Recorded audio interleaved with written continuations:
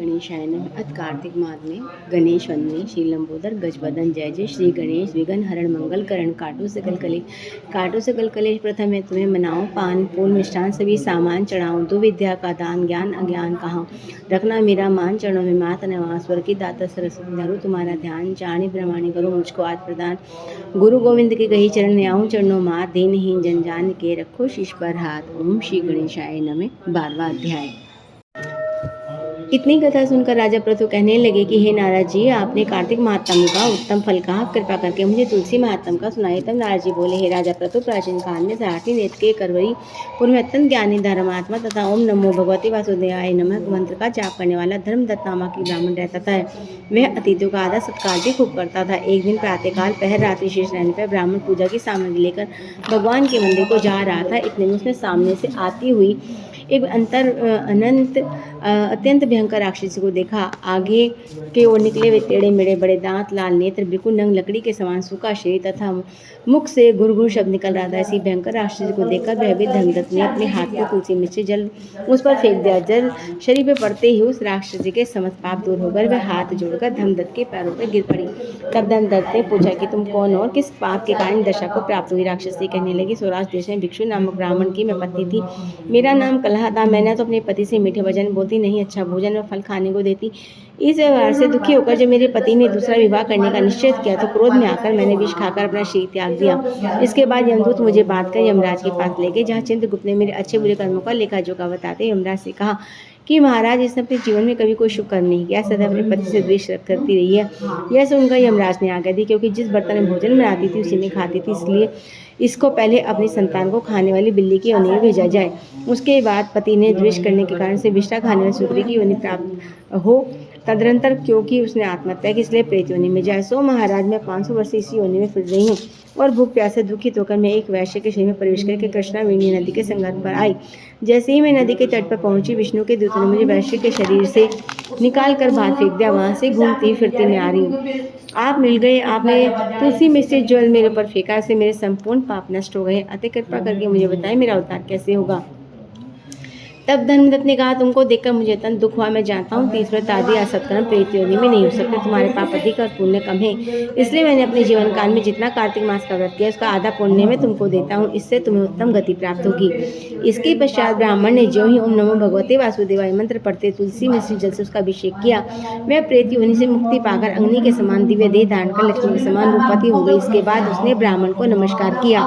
तभी भगवान विष्णु के पुण्यशील तथा सुशील नामक दो दूत वहां आए और उसको विमान में बिठाकर बैकुंठ को ले जाते हुए धर्मदत्त से बोले, हे ब्राह्मण, निरंतर भगवान की भक्ति में रहने के कारण तुम धन्य हो। तुम्हारे द्वारा कार्तिक मास के व्रत का आधा पुण्य दिए जाने के कारण इसकी मुक्ति। इस कारण हे विप्र, कालांतर में तुम भी राजा के कुलमत बनोगे, अंत में बैकुंठ धाम को प्राप्त करोगे। ओम श्री गणेशाय नमः। मेरे घर में तो कोई खास लगाता ही नहीं और अब तो है ही अकेले।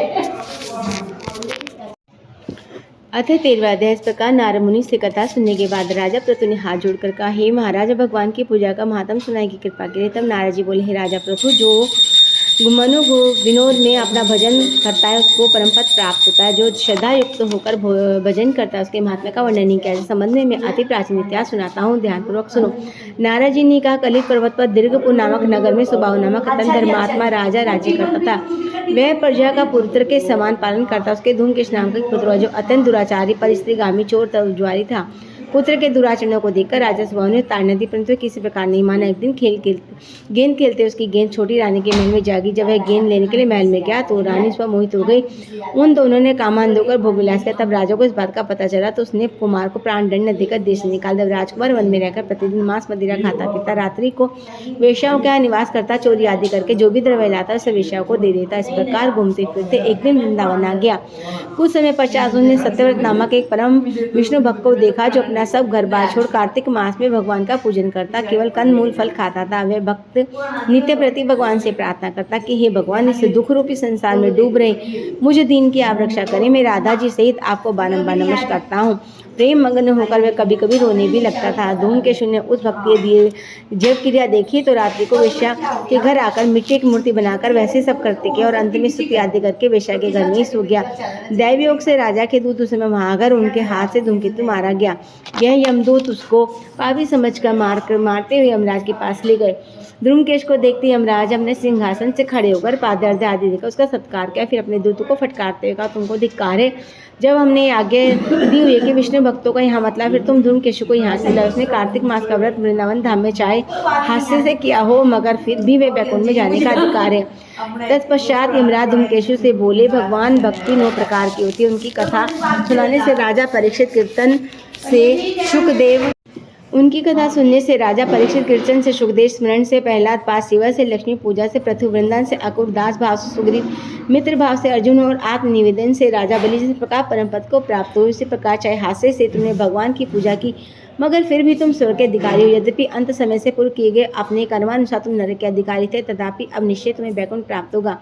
कार्तिक मास में की गई भगवान की पूजा निरर्थक नहीं जाती। जहाँ पर भगवान शालिग्राम है वहीं पर गंडकी नदी अन्य तीर्थ है। तब धूमकेश यमराज से पूछने लगे, भगवान सब नदियों को छोड़कर गंडकी को कैसे प्राप्त हुए? यमराज ने कहा, किस समय वेदशिरा नामक ऋषि सब लोगों की हित कामना से गंगा जी के तट पर तपस्या कर रहे थे।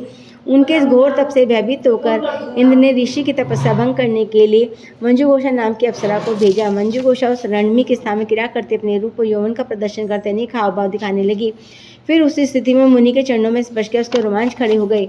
तत्पश्चात मुनि को अपने वशीभूत जानकर मंजुघोषा ने दोनों भुजाएं के गले में डाल दी। तब क्रोधित होकर मुनि ने श्राप दिया कि तुम्हें संसार सागर में डालने को उद्यत हुई, इसलिए नदी बन जाओ। तब मंजुघोषा ने प्रार्थना करते हुए मुनि से कहा, हे मुनि, मैं श्राप योग्य नहीं, आप मुझे क्षमा करें। उसकी प्रार्थना से द्रवित होकर मुनि ने कहा कि जिस समय भगवान विष्णु ब्रह्मा के श्राप पर शीला रूप होकर तुम गंडकी में होंगे, तब तुम भगवान को धारण करने वाली होगी। इस प्रकार मेरे द्वारा दिए गए श्राप तुम्हारे लिए वरदान से अधिक श्रेष्ठ सिद्ध होगा। यमराज कहने लगे, हे राजकुमार, अब तुम विष्णु लोक में जाओ। तब धूमकेश सुंदर विमान में बैठकर बैकुंठ लोक को चला गया।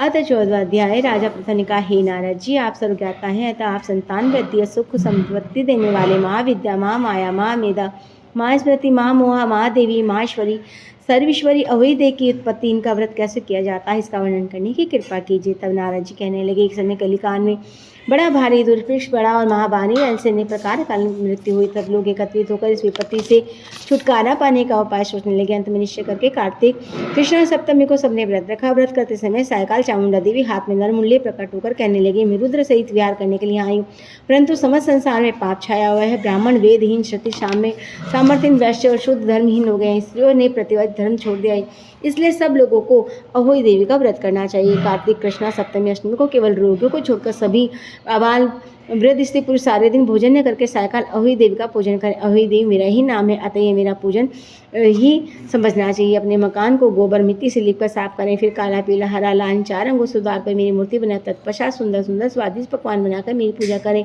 जब चामुंडा देवी ने यह कहा, तभी एक देवर स्त्री बोली, हे माता, हम नीच लोगों का कर्तव्य बताएं।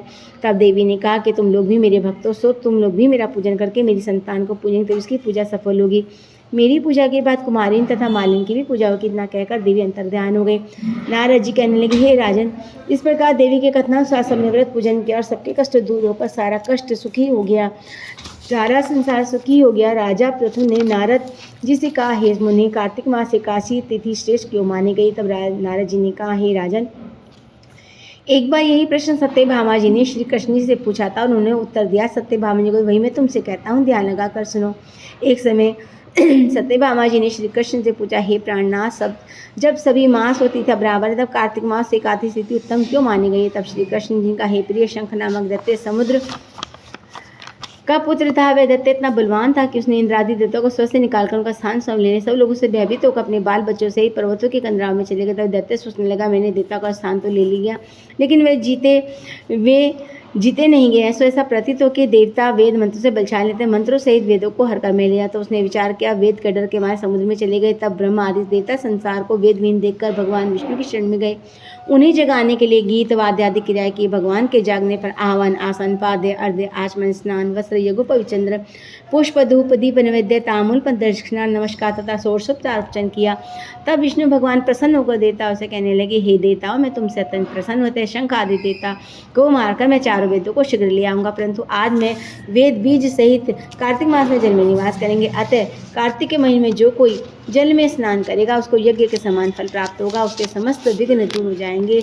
हे देवताओं, आज एकादशी के दिन आप सबने मुझे जगाया है इसलिए सब तिथियों में एकादशी मान्यता अधिक होगी। अतः कार्तिक एकादशी का व्रत मुझे अत्यंत प्रिय। नारद जी कहते हैं, राजन इतना कहकर भगवान मछली का रूप धारण कर विंध्याचल में निवास कर रहे थे।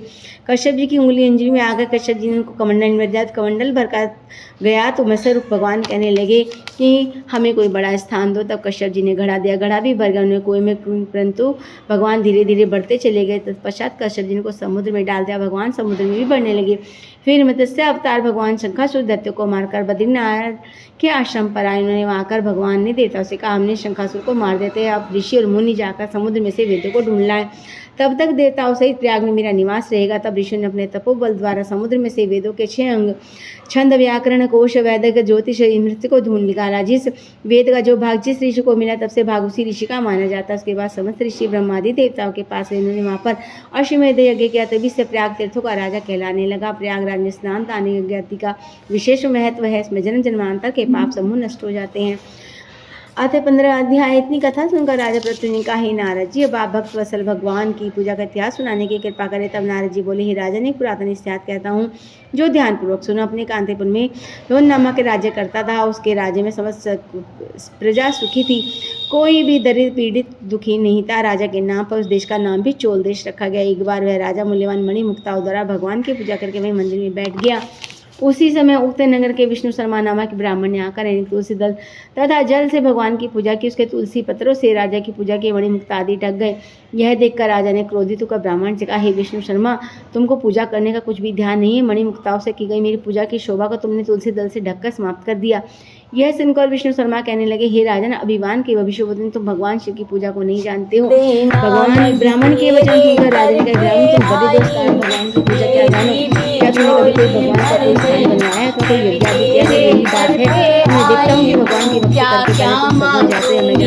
इतना कहकर राजा ने गुरु ऋषि को आचार्य बनाकर बड़े बड़े यज्ञ प्रारंभ कर दिए। साथ ही ब्राह्मणों को बहुत सा द्रव्य दान देने, परंतु विष्णु शर्मा एकादशी का व्रत उन्होंने भगवती वासुदेव मंत्र का जाप करके भगवान की पूजा करते करते ऐसे में भगवान का नाम कीर्तन करने लगा। साथ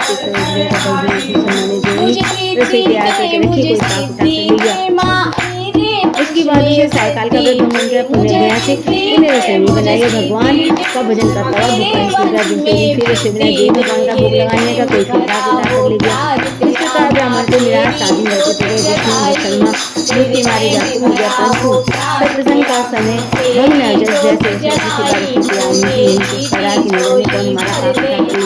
के शासन को छोड़कर जाना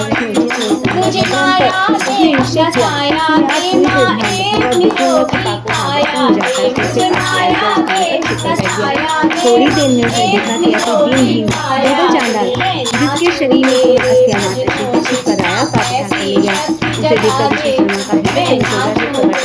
भैया उनका भोजन मत ले जाओ, थोड़ा सा घी लेते जाओ। ब्राह्मण के वचन का भयभीत हुआ चांडाल जितना तभी विष्णु शर्मा के समीप पहुंच गया। एक वस्त्र सबको हवा करने लगा। फिर देखा ब्राह्मण ने क्या देखा, चांडाल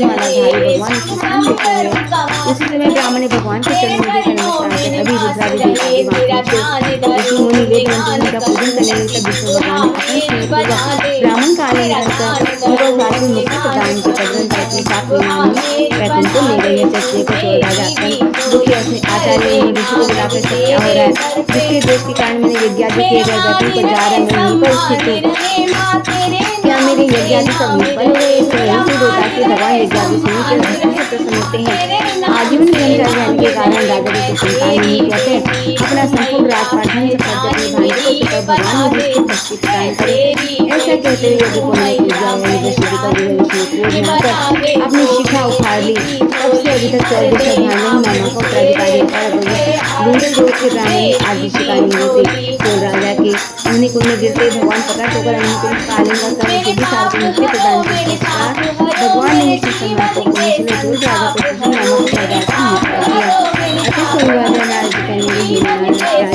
अब मैं भगवान के मंदिर में दूध दान और वाजन लगाने का मुझे ब्रह्मा जी ने बताया था।